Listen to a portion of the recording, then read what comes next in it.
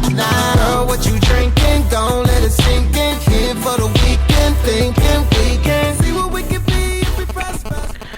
All right, what is up, people? We're back for the MMA Weigh-In, and we're late. fresh from we're late, but we're fresh from New Jersey. Yeah. We got back around 11 a.m. this morning, and great show.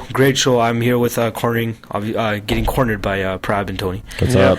And we drove down to Jersey yesterday morning, and reached there around was it like 4 p.m. Yeah, 5 p.m. 3:45, 4 o'clock. Yeah. And we got to the tailgate party. Didn't do much. Just saw Stefan Bonner, Chuck Liddell. Yeah, lines were way Dominic Cruz. It's pretty cool. And then we just waited, got inside, and Showdown Joe was there. We saw Showdown. Big shout out to Showdown Joe. I actually think we're on TV for like 2 seconds when the cameraman went through the crowd. Yeah. Check out Sports Night. You guys will see us at the front of the line for sure. Mm-hmm. And this is me. Fantastic show.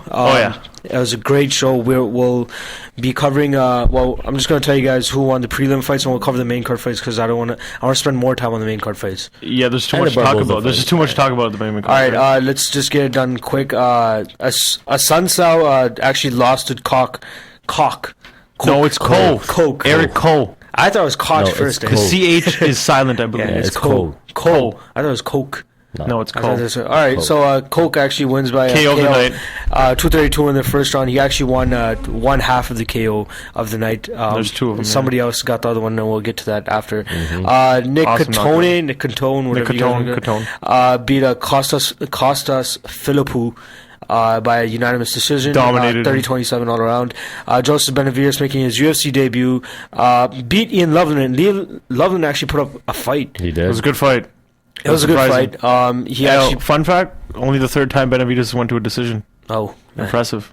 So Benavides makes his long-awaited UFC debut. Hopefully he'll get a main card fight next time around. Yes, Loveland actually, that was a win-win for him. He actually, performed pretty well. Anyway, moving on, the prelim Facebook fights. The first one, Kirk Pellegrino taking on Gleason Tabao. Tabao wins by split decision. Controversial. Close fight. It was a close fight. There was a lot of close decisions in this one, especially the next one. Ricardo Almeida losing to Mike Powell by unanimous decision. Out of the two judges had it 30-27 for Mike Powell. I don't see how. No. 29-28 is the one that I actually scored it, 29-29? Yeah. I scored a draw.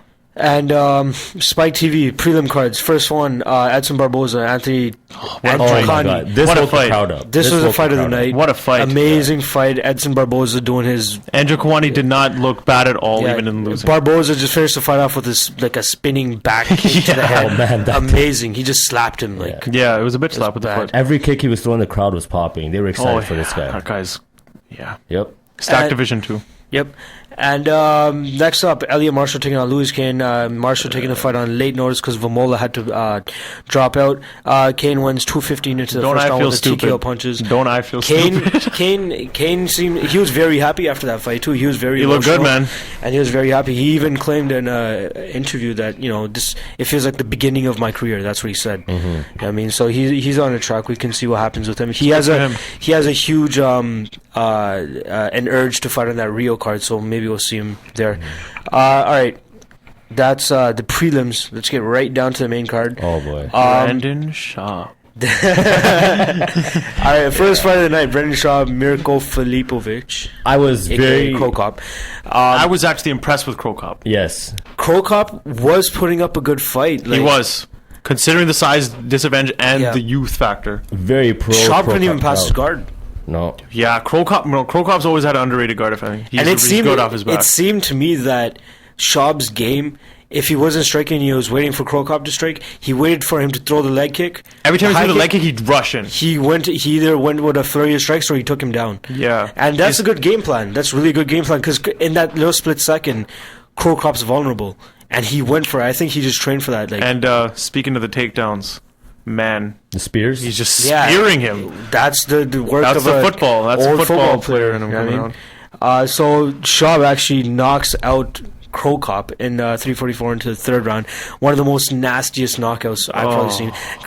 I said this to Prab and Tony. Mirko Cro Cop is officially the Sean Bradley of MMA. Fitting you. Sean Bradley is, if you guys don't know, he was 7'6", 7'6" in the NBA, and everybody would always dunk on him. And he said he retired because he was tired of getting dunked on or something like that. Tired of being a poster boy. And ironically, apparently Cro Cop's retiring too. So yeah. You know, but yeah, that punch, he knocked him. Cro Cop was going for a high kick. And right before he even got past his waist, Brendan Schaub knocked him out. He dropped on his head in an awkward style, and then he got one more punch. His arm was just limp when he went down. Like a Dan Henderson, Michael Bisping kind of thing. It was nuts. It was nuts. It was mostly because Herb Dean was like on the other side of the ring, and he ran over, but he didn't make it in time. And I guess Schaub, he was slow when he walked over. He just calmly punched him again. I personally, like, as the fight was, about to start, I actually found myself cheering for Cro Cop. I was about to get just because we're in the presence of a legend, pro New Jersey, pro Cro Cop crowd. Everyone. He got one of the biggest pops of the night, and like it's Cro Cop. You know what I mean? Yeah, he's still it's legend. Cro Cop. No matter where he goes, whatever he did is not going to be forgotten. Yeah, for sure. But it's sad to see him. Everyone gets old though, like right? This. Yeah, everyone's career takes a downturn. Look what happened to Chuck Liddell.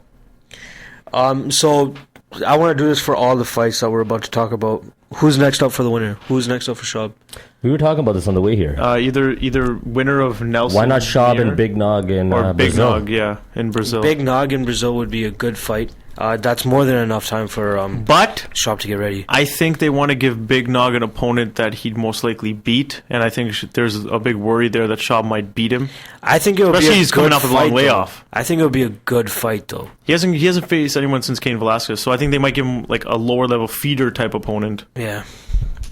I don't know who they would give Nog, but like focusing more on Schaub. What about the loser of Mir and Nelson, or is that too soon for them? No, Schaub might get the winner of Mir. No, I'm talking about Big Nog. Oh, Big Nog. Schaub should get the winner. Yeah, it wouldn't be enough turnaround, I guess, because it's supposed to happen at the end of August.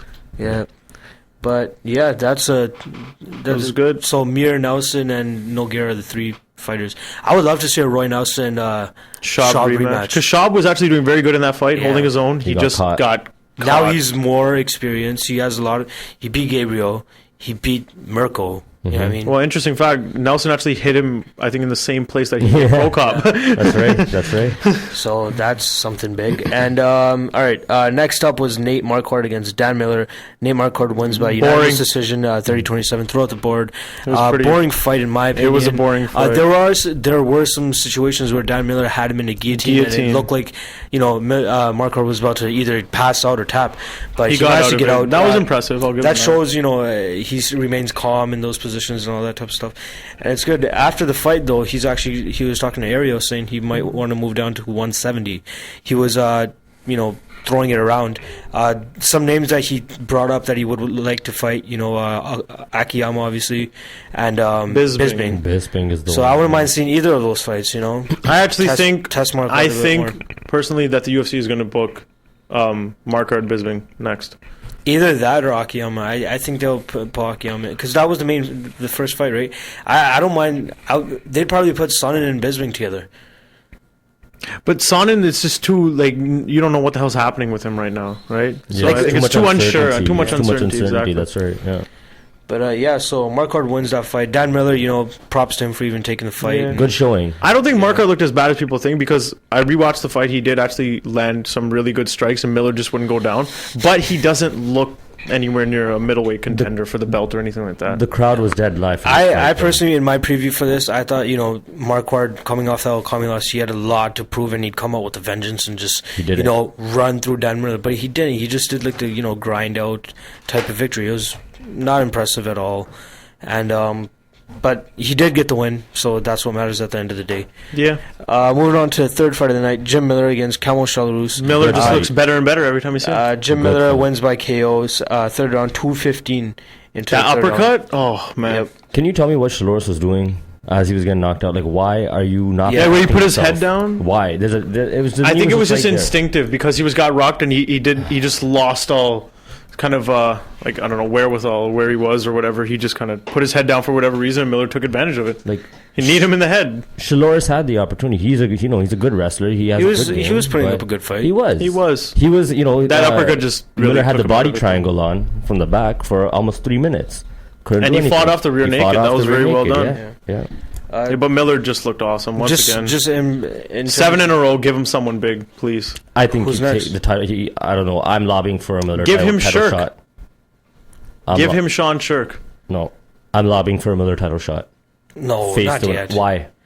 Well, look No. who they already have up. They got If Pettis, Soteropoulos Guido. didn't get one, Miller shouldn't get one. You know what I mean? Yeah, it's too early because of like you said, the title picture. They have Pettis and Guida there. Jim Miller's not Dana gonna get White said title it. Yes. Dana White said it. He's just like, he's in a nasty division. It just sucks. They should have easily put the Seaver and Jim Miller fight together, but now Seaver's facing Wyman. I have no idea why. I have no idea why either. Wyman, yeah, he should not be propelled higher than Miller, which is that's just unfair, I think. So Jim Miller takes on I give Sean him Shirk. Shirk. It's a name. What Shirk's is happening coming with off a Shirk? win, isn't Why he? is he not fighting? Why is he know. not getting any I fights have announced no or idea. anything? But Strange.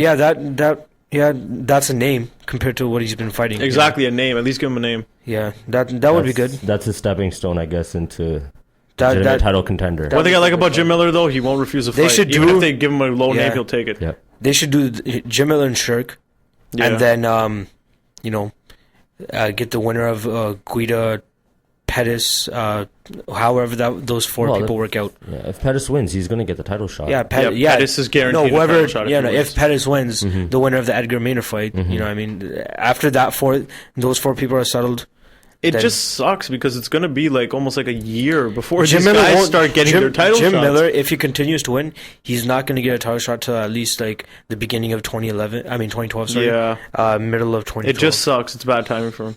And that's like the whole Soteropoulos thing. You got to be scared because there's so much running on Soteropoulos, and then one loss takes everything away from him. But then again, if Soteropoulos lost to Seaver, was he really ready for a title shot? Yeah, If you're ready for a title shot, you should be able to beat anyone in the division. Exactly. Hey, anything can happen on any given night in the Exactly. UFC, man. You never know. But So, it wasn't like Seaver caught him with a shot and ended his night. It was like he outclassed him he for couldn't a do whole anything fight. against Siver. That's right. Exactly. I still don't understand why UFC booked Seaver and Wyman. I don't get it. I don't get Like it. I was telling you, they should well, it was Gillard, Roller, Wyman, Seaver. I think they should have been Seaver, Gillard 2 Yeah. and Roller, Wyman. Yeah, I have no idea why. Roller and Wyman are getting propelled for no reason in my eyes. There was so much hype running around Soteropoulos. Seaver just took it. So why should Seaver go down when he just beat somebody that was so high? Why should Roller be propelled to Gillard when Jim Miller is here on a 7-fight win streak? Why don't you give him Gillard? Yeah, that would be a good fight too, in my opinion. Yeah. All right, moving on to the co-main event. Uriah Faber taking on Eddie Wineland. What a fun fight. This was Faber wins by unanimous decision, 29-28 throughout the board. Wineland really showed up. He looked First good. round, showed up. oh, man, His the first takedown round, defense yeah. was phenomenal. Yep. Yep. The only problem was I- once he got taken down, he couldn't get back up. Yeah. Wineland, he did well. He took the held first his round. own. He held his own. Yeah, he won a round against Faber. All the judges gave him the first round. Yeah, everybody was, Faber's going to run through him, and Wineland showed up. That's But once again, give Faber his props. He came back Yeah, out, switched his Faber. game plan up. Yeah. He was surprised in the first round, but he showed up in the next two and totally took him out. I think it was a good fight for both people. Faber is now pretty much getting the next title shot against Cruz. Yep. And Wineland's stock actually went up for hanging in there and pretty much almost beating Faber. there's one thing I actually can't wrap my head around. Dominic Cruz, he's just... Oh, actually, he has an injury. He has an That's injury, what it yeah. is. Okay, never mind then. I was just wondering why Broken they're taking hand. so long to book a fight for Dominic Cruz. It's a broken hand. Yeah, he is coming up. Okay, then never mind about that. Did you see? You But, didn't so see the Faber- nasty picture? So Faber Of the and Faber and Cruz next. Yep.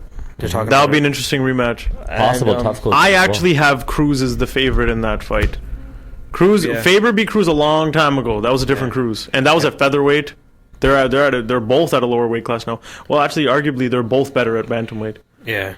But talking about the tough coaches, there's actually the interviews. Dana was saying no, they're not going to do that. Oh, Well, yeah, yeah. and then I That's read it. another article saying that, That was yeah, they before. are. That was, was it I before? think that was a press conference. It's just so and much then when he talked to Ariel, contradictory. yeah, sort and of then statements Ariel being said he told Ariel, he's like, it's not going to happen. made. Yeah. I don't know. I wouldn't mind seeing it. You know what I mean? I think I Faber wouldn't has mind a, either. a likable personality to watch on the Ultimate Fighter. Well, yeah, you know, hide your kids, Yeah. hide your wife, no, hide your no. title belt because I'm Yeah. coming for it. Yeah. That was good. I can't believe you actually said that. That was funny. I'll give him props for that.